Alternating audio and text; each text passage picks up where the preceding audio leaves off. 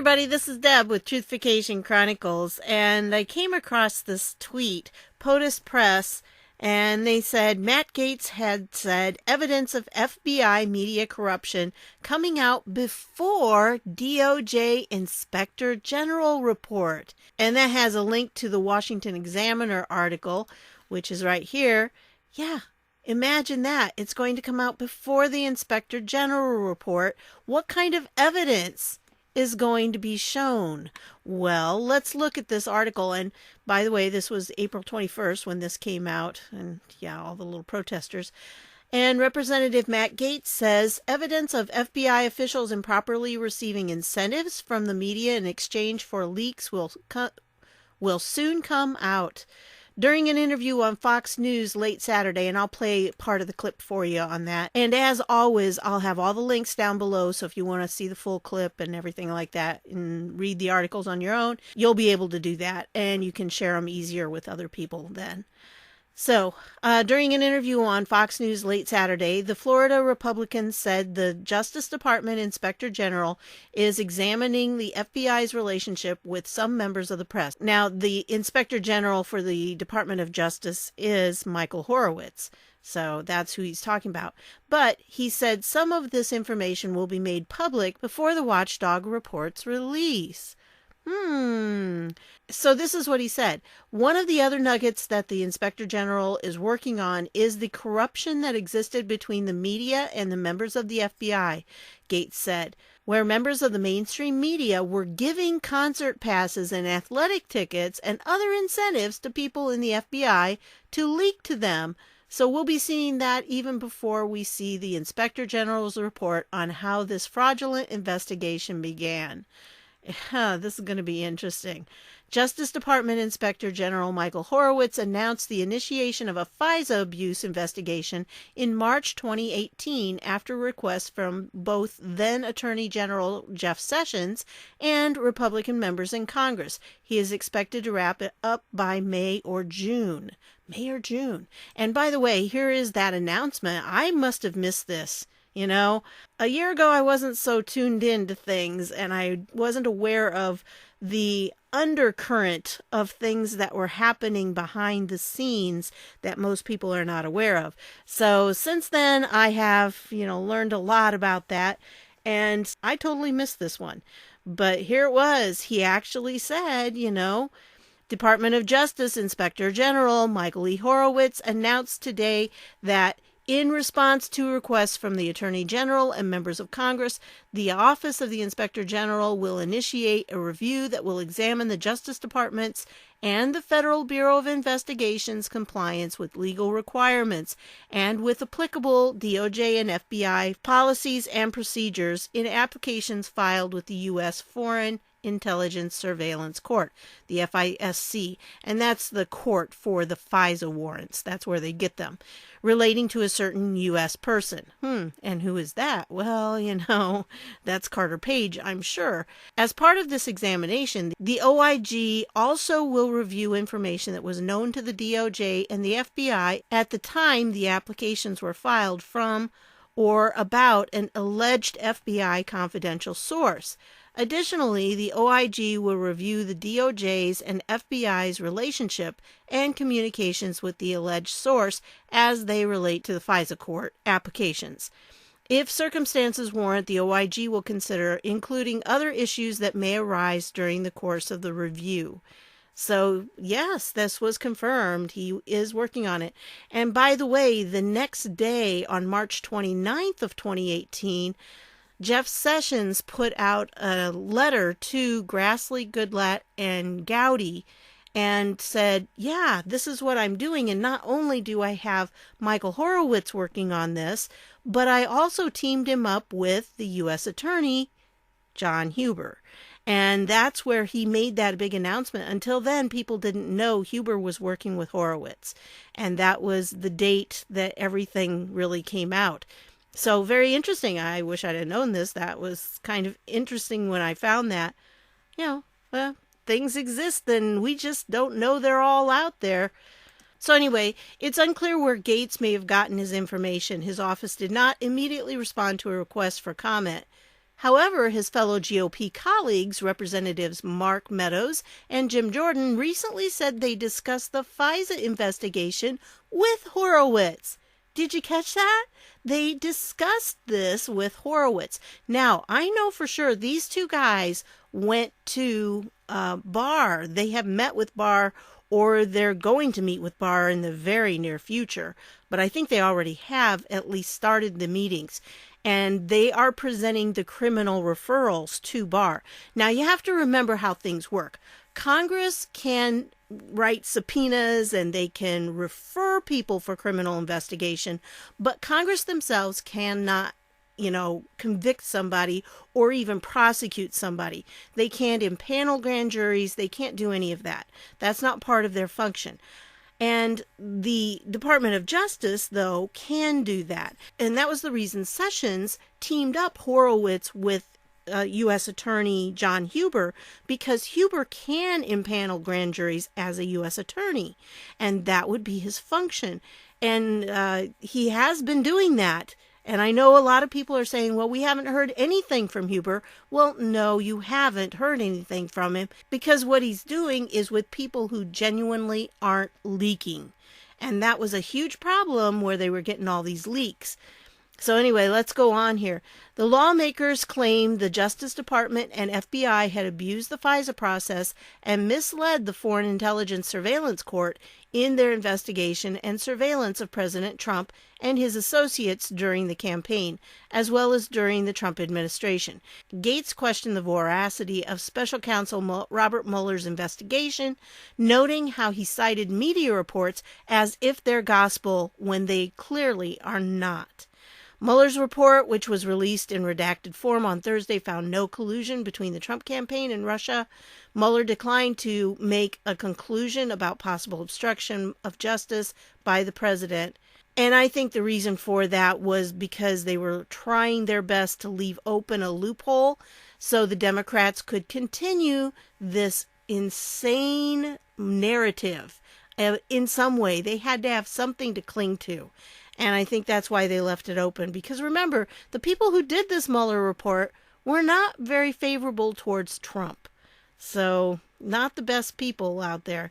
The DOJ Inspector General released a report last summer that found many FBI officials talking to the press and attending social events with the media during the investigation into Hillary Clinton's private emails, breaking with FBI policy limiting employees who are authorized to speak to the media. Now, I don't know if you remember this because, see, the problem we had with that big report, the IG report that came out last June, I believe it was when it actually came out.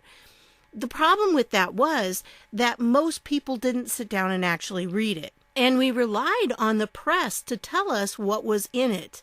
And unfortunately, the press was not very forthcoming with it, at least not the mainstream media. Fox News did a better job, but here was part of the appendices. I think this is appendix, G here? Yeah, G.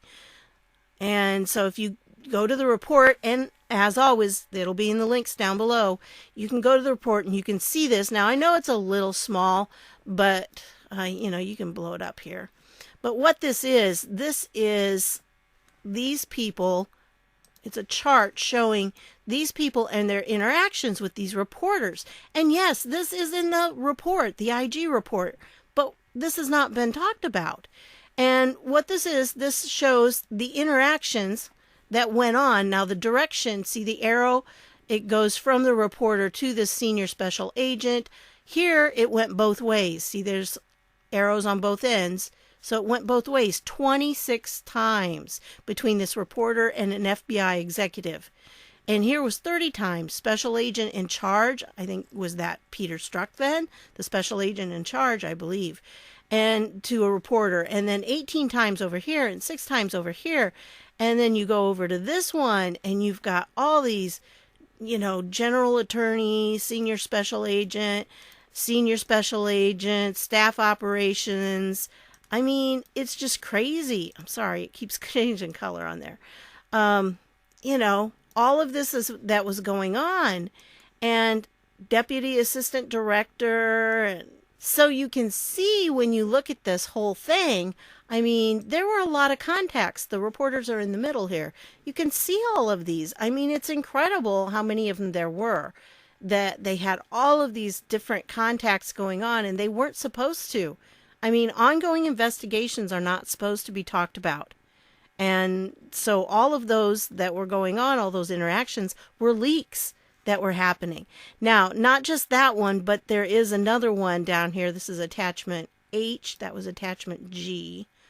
And I think I said appendix before, but it was an attachment. So anyway, but this is another one, and this one's a little more specialized, and you can see, there were secretaries involved, and, 13 times, 17 times, 21 times. These were things that were going on between reporters, 23 times here between a special agent and this reporter. Who are these reporters? Do we know who they are? Well, I'm pretty sure Inspector Horowitz knows, and I'm pretty sure that he included it as part of this report, maybe part of the classified, because after this, then they have a section that was classified, this appendix, and then they have this appendix 2 that was law enforcement sensitive, and I don't know exactly what that would contain. So there were some other things that we didn't see in that report, of course, and there were redactions in it, if you remember. But, just the volume that you have here is incredible, and that was something that was never supposed to happen. That's not how it was supposed to be, and here were the media people giving them gifts so they would give them information. And just not the way it was supposed to be. By the way, in case you don't know, Jeff Sessions, one of the things that he did when he was Attorney General was to set traps for them, the leakers. And they caught James Wolfe. That was one of the leakers that they did catch doing that. They would put out slightly different versions of different documents, and then they'd be able to track, who gave the documents out because of those slight differences they had put in there. So yeah, they did some stings, and I think they have the information, and probably that's what Horowitz and Huber have been working on, and probably doing indictments on those things, because that, it's criminal. It really is, and these people need to be stopped for doing those kinds of leaks of classified information. Anyway, that was the report here, and how the press was attending social events with the media during this investigation. And yeah, it was really not good. In October, the Inspector General released more information in a summary that said a senior FBI official who had since retired accepted tickets to a sports event from a television reporter who regularly covered the Bureau.